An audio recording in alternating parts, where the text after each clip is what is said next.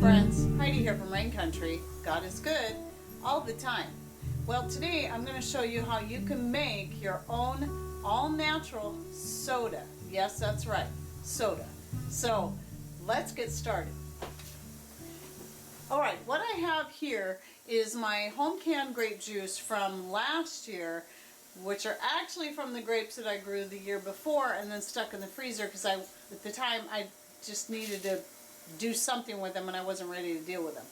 And then last year I went ahead and made grape juice of it and canned it, and then I did a video of that, my very first video that I put out on YouTube, and that's right up here. And so today I'm going to take this and turn it into a natural grape soda. So first I need to open my jar. Now I did condense this by cooking it down some. So what I'm going to do is I'm going to add another pint of water to this. But first, what I want to do is add a quarter cup, because you're going to want a quarter cup of your fermentation starter. Now, I have a video on how to make your own fermentation starter. This one is started initially with blackberries, and it is the one I made in the video that you can find in the end card or also right up here.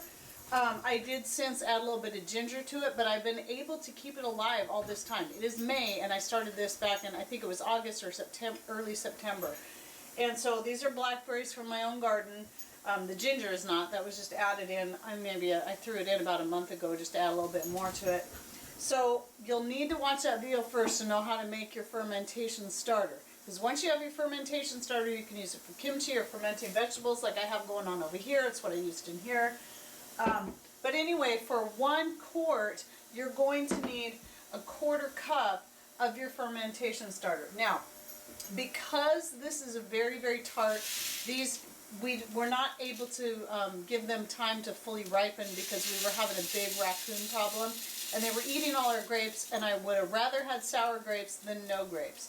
So, I'm going to go ahead and add sugar to this, and because your fermentation starter really does need some kind of sugar to feed off of. Now keep in mind, those of you who are really concerned about sugar, that whenever you're using something that's fermented, the fermentation starter does eat some of that sugar and turns it into something beneficial. So don't be too afraid of using sugar when it comes to stuff like this. So I'm using an organic cane sugar and non-bleached, so it's still got the blonde color to it. I'm going to go ahead and add a quarter cup. I know that seems like a lot for a quart, but considering the fermentation starter is going to get rid of some of the sweetness and how tart this grape juice is, I'm guessing a quarter cup is going to be pretty good. Alright, so now I'm just using a shot glass because it is about a quarter cup.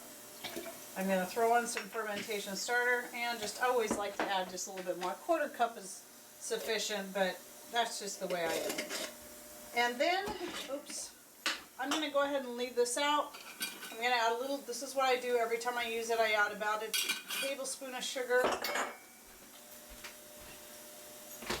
This is just to keep it alive, and then I top it off with water. And I'll set it out, I'll leave it out on the counter until it's good and bubbly, and then I'm going to put it back in the fridge.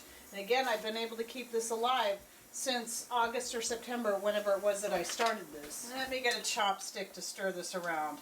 I know people say stainless steel is okay when it comes to your probiotics, but I still prefer just to be on the safe side and use bamboo to stir this kind of stuff up with. That's just like stirring the sugar, and I'm going to let it sit there until it's bubbly. It should be, it's got to get to room temperature and it will start to bubble. So by this evening I should be able to put it back in the fridge. Alright, now I'm going to top this off with water. And as you know, if you've watched any of my other videos, my grape juice isn't like, you can see how the blueberries made this really purple. My grape juice isn't that purple because it's predominantly white grapes in here with a few blue grapes thrown in. So, in fact, I'll show you a picture right here. That was my grape harvest. So you can see, and it was all those grapes that went into this. So, yeah, that was my grape harvest of 2015. Okay, so all I want to do with this, I'm going to go ahead and stir this with the same chopstick. Stir that sugar in there. get that sugar to dissolve. Now, it's going to depend on how sweet your juice is. If you're using like a store-bought juice that's already got plenty of, you know, it's plenty sweet enough, then you shouldn't need to add any sugar to it. As long as it's got some sugar in it, it really needs to have some sugar in it, whether it be from the fruit or some added sugar to really feed that bacteria in there. The little bugs in there.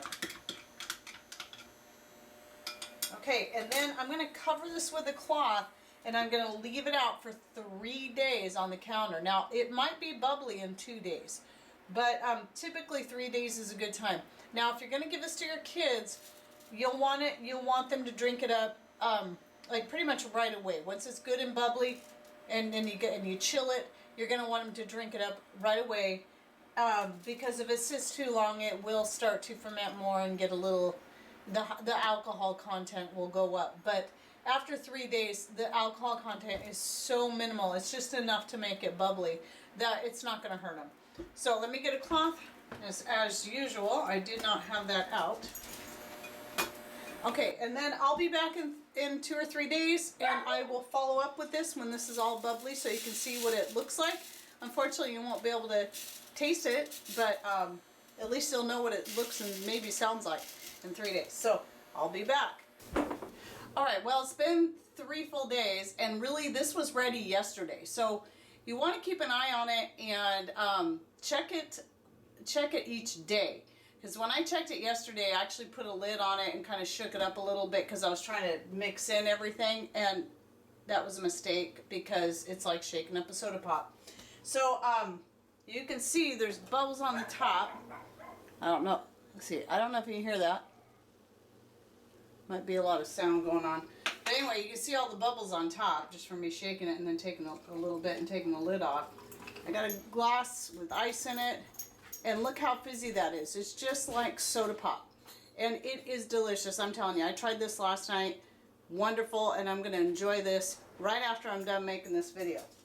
So it is super easy and healthy to make your own soda, natural, out of what you have on hand. You do have to give some wait time. So make sure once you've got your fermentation starter down, so check for that video at the end of this one in the end card. That is super easy to get going. It takes 3 days, and then for 3 to 5 days for that, and then 2 to 3 days for this, maybe longer depending on how cold. But it's been kind of cold in my house, and still this was very bubbly in 2 days.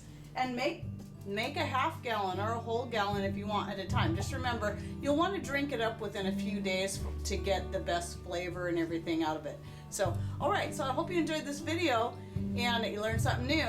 Thanks for watching. Take care, and God bless.